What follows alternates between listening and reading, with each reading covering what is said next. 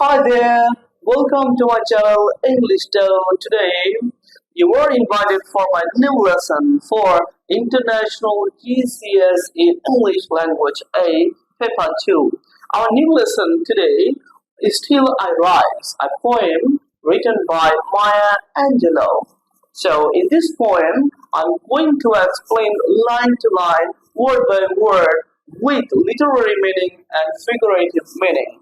In these lessons today, I will help you giving you some important notes at the end of the video. So you will get preparation for your exam, English language paper 2. So let's get started. Hello, my dear students. Our topic today, International GCSE Edexcel English Language A, Paper 2, and it's a fictional text is Still I Rise by Maya Angelou. On the screen you are watching the image of Maya Angelou. So first of all, let's talk about the writer's biography and also the poem background. The background, see, Maya Angelou was an American poet, writer, singer, composer, actor, director, lecturer and civil rights activist. That means the writer is a multi-talented and multi-professionals. So this is probably Maya Angelou's best-known poem, written in 1978. It is a wonderfully refined, human, and uplifting cry from the deep heart of America, which tells a story that speaks to us all. Nelson Mandela read the poem at his inauguration. So the poem is so remarkable. See, the world leader who who was against completely the racism. So Nelson Mandela figure. You also read the poem in his inauguration. So the poem roots itself in the history of the African American people with its talk of slavery and overcoming oppression. So, but the poem does not speak only to one people. It speaks of the universal notion of downtrodden people. So, it is intended to be the voice of the unheard, voiceless. Two kinds of oppressions are addressed here. One is racism, and another is sexism. So our poem headline title "Still I Rise." The three words, explains the much. See, the first word is still. It's still that means despite, challenge. Someone having difficulties, challenges. So, and is meaning a woman's ability to stand up for her rights again and again. So here is still actually describes the Maya Angelou's challenges. Okay, so and the next word addressing the point horse of Maya Angelou and also the black community people, all the oppressed people in the world. So and the last rise. So rise is the progress, the resilience, and to gain power, to gain power. So progress and get up, regain power. So let's start our poem reading, and I will explain you word to word and line to line. So first stanza, you may write me down in the street with your guitar twisted lies. You may tread me in the very dirt, but it's so like dust, I will rise. My dear student, the first stanza, first word you addressing, direct addressing all oppressors, white community people, community, all the oppressors in the world addressing you. May modal verb see, modal verb may and write.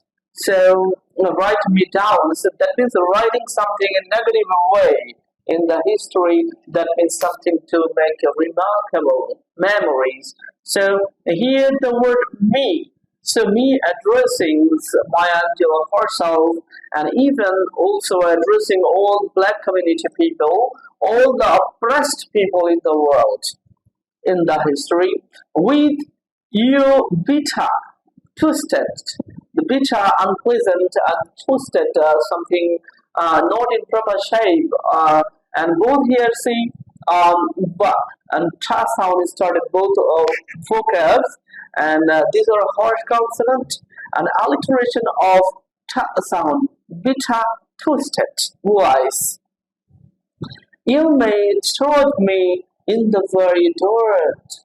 So in the very dirt is very negative. So you that means the white people.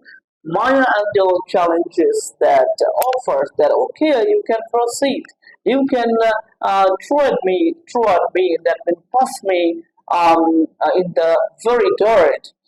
So here also using modal verb, and the last line of the stanza above is still like dust. The simile, you see, like dust. So the dust is Al Quran or a Bible. You will find dust at the root of humankind.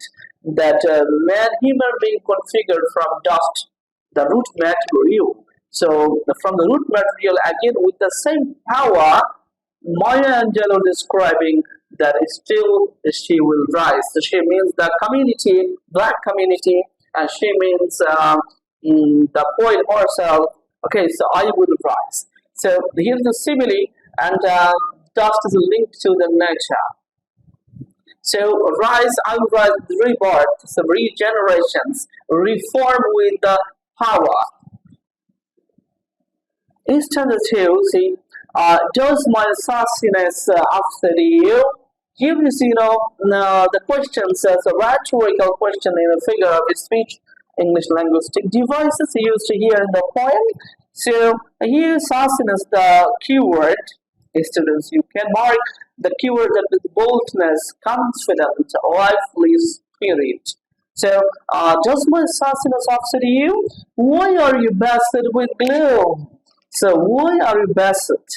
Why are you bested? It's already bested gloom.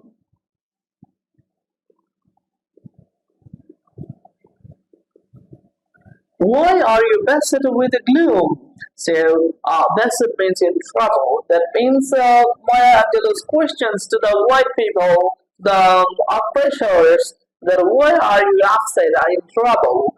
And gloom is darkness, upset, sadness of mind, unhappiness. So, cause here's the reason. See, cause I walk like I have got oil wells. See, I walk in the action of spirit.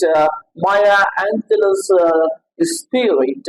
She's a brave lady, and not only she, the black community people, they're having a stronger, they're strong enough. So because I walk like I have got oil wells. So here's a simile also again using like I've got oil wells. So oil wells, symbol of wealth. That means someone having oil wells. That means someone is very rich. So here black community, describes as powerful, power or all sides, even with the wealth, and pumping in my living room. So pumping is pumping. You understand that? So coming out some liquids, right? Pumping, and here's the using of present participle. And in my living room, that means own surrounding, own stability, and it's a possessive, personal possessive, my personal possessive, and my surroundings. Okay, so Maya Angelou describing that in her surroundings, that means also black community surroundings. So worldwide, that means they are rich enough. For instance, just like moons and like suns, here using simile, see, and moons and suns is natural. It's connecting to the nature, and like suns, and with the certainty of tides. So certainty, that is something inevitable, something of course will happen, something has surety, accurate of types. So you know types, that means the rising and falling of the sea usually twice in each lunar day at a particular place due to the attractions of the moving sun is still a rise. Still a rise. That means whatever happens. So whatever the tides, whatever the sun, moon plays in actions, whatever. So but the black community always raise their voice, and always they will reform. They will regain their power. Still I rise. So here you want like just like hopes is springing high, just like hopes is springing high. Use the personification I used in this poem. See, hopes is springing. Personification. Hopes is not a human being. It's a quality of human being. It's okay, but it's giving the human power. So it is acting like that. Personification, springing high. And did you want to see me broken? Other questions, rhetorical question. Did you want to see me broken? So here, emotionally and physically shattered, broken. Okay, and you are addressing the white community, white oppressors. So, and this is their desire. They want that. They want always for the black community to be broken. So that's why it's a rhetorical question. Did you want to see me broken?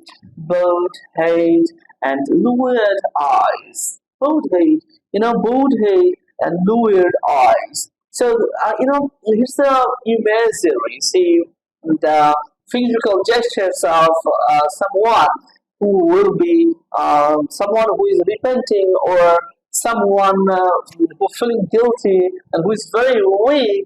So in that situation, someone both head, lowered eyes, right? Shoulders are falling down like teardrops. So here both head and lowered. Yeah, da and da sound alliteration of the sound. And shoulders falling down like teardrops, like here's a simile using like simile teardrops. And here see, and weakened by my soulful cry. Soulful cry is exaggerating, right? Someone's repenting, someone grief, exaggerating. Soulful is impossible idea like that. So this is a high public exaggerating the grief. Does my hardness offend you?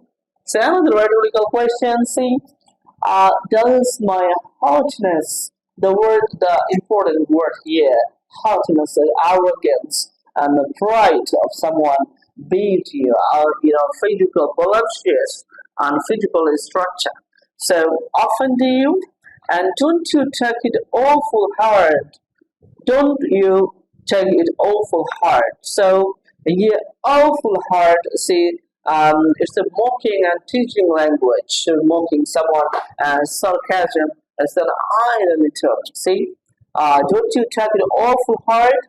Cause love like I have got good minds. So in our previous stanza, you came to know about another world, that's oil wells, and in this stanza here is gold mines. So my Angelou, uses this natural resources, natural wealth, and to express her confidence, express her power. So, cause I love, and see how confident she is. Cause I love, like I have got gold mines, symbol of wealth. Digging, another present participle is in digging. Digging in my own backyard. So here is also possessive pronoun, possessive personal pronoun, own backward. That means in own surrounding. This is own surrounding using okay. It's a challenge to the white community, white people. So you may shoot me with your words, you may cut me with your eyes, you may kill me with your hatefulness, but still like air I will rise. So here the powerful book of shoot, cut, kill. These are the violent vocabs. Here is words, eyes, and headfulness metaphorically uses of vocab, and it is still like air. Again, simile, I will rise. I will, that means she will get power, she will regain, she will rebirth from air. Okay, so here shoot, quote, and kill the violent verbs. And using of modals may, same pair of the sentence and to the oppressor, so this is a challenge. Does my sexiness upset you? Another rhetorical questions and sexually attractive and alluring. Does it come as a surprise? So unexpected, something is startling, something the white community people maybe they are not ready to listen, and they will be surprised. Does it come as a surprise that I dance like I have got gold mines? Like the previous standard, here is using gold mines, the symbol of wealth, symbol of power, and someone's the craziness. Sometimes someone is so happy on gaining power. So I don't like I have got diamonds. So symbol of beauty and wealth. So at the beginning of my thighs, again the same power, own personal, own surroundings. It's own power, personal freedom. So at the beginning of my thigh. So out of the hearts of the history shame. So here's a very important hearts. Out of the hearts of history shame. Hearts, this small house actually worldly meaning that, but literary meaning is the bucket. Someone's past history, someone's past saddening his history, grief, and someone's weakness. And before the historians is indicating the slavery, and in the long history of America, black community people who are oppressed and who are oppressed and who were given that word as slavery. This is the history of black community. So out of the hearts of history shame, I rise. So the voice again and again in the raising voice.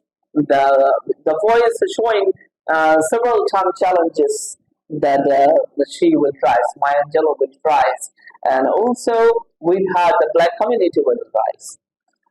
From a past that's rooted in pain, the first that rooted in pain, so they have a history in the back. I am a black ocean, leaping and white. So black, the word black is crucial. The black is a negative sign, negative symbol, something harshness.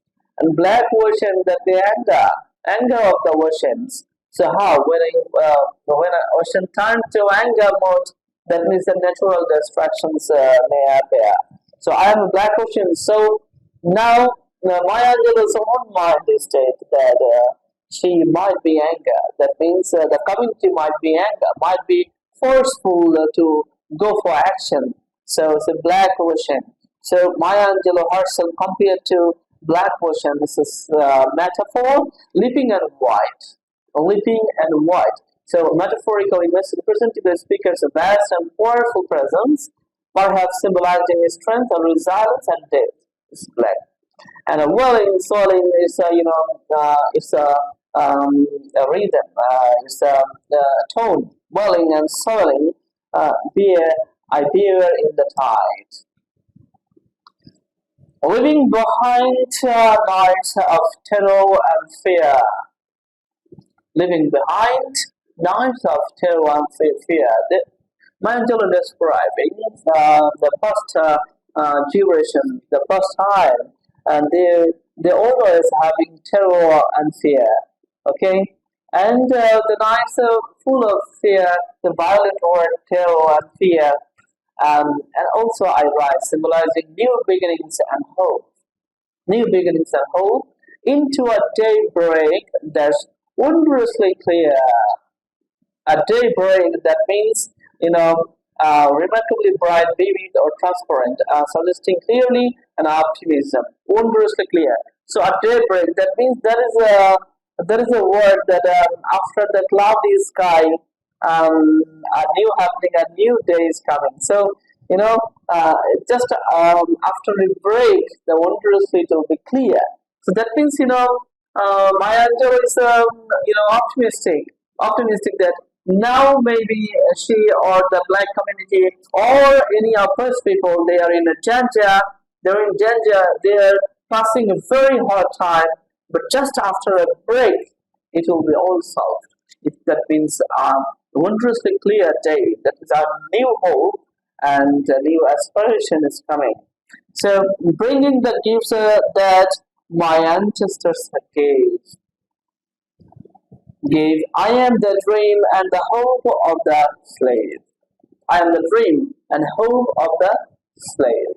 So here signifying the fulfillment of the aspiration and the struggles of those who were enslaved, representing resilience and progress.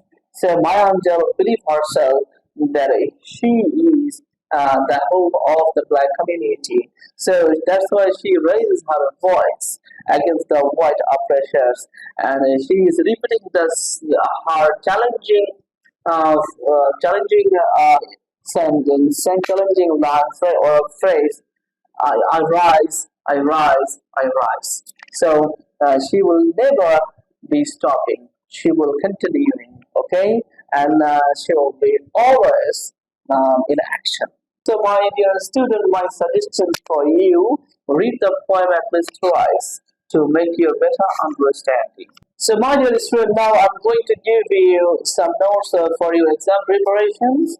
So, here you can check the theme message I have given you, and mood and tone of the poem, and the structure of the poem. So, I'm giving you 5 seconds to take a screenshot, or you can pause. You can write the notes on your notebook. So, do the screenshot.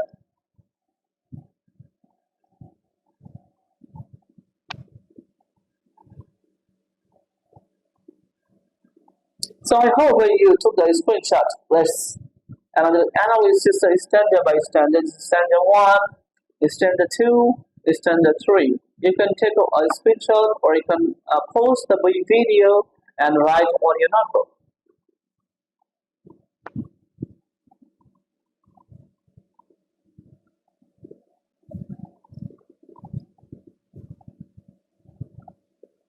Yes, I think you did that. Standard 4, standard 5. Take a screenshot.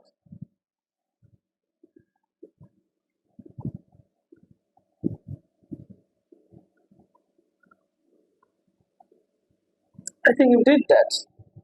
Okay. And this is the standard 6, standard 7, standard 8, standard 9.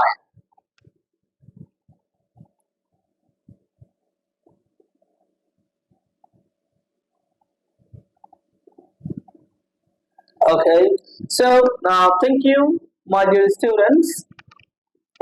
Thank you, my dear students, and I hope you enjoyed the lessons and you learned something from my lesson. If you think that you learned something from my lesson, please write your comments there, give your thumb, like, and subscribe my channel.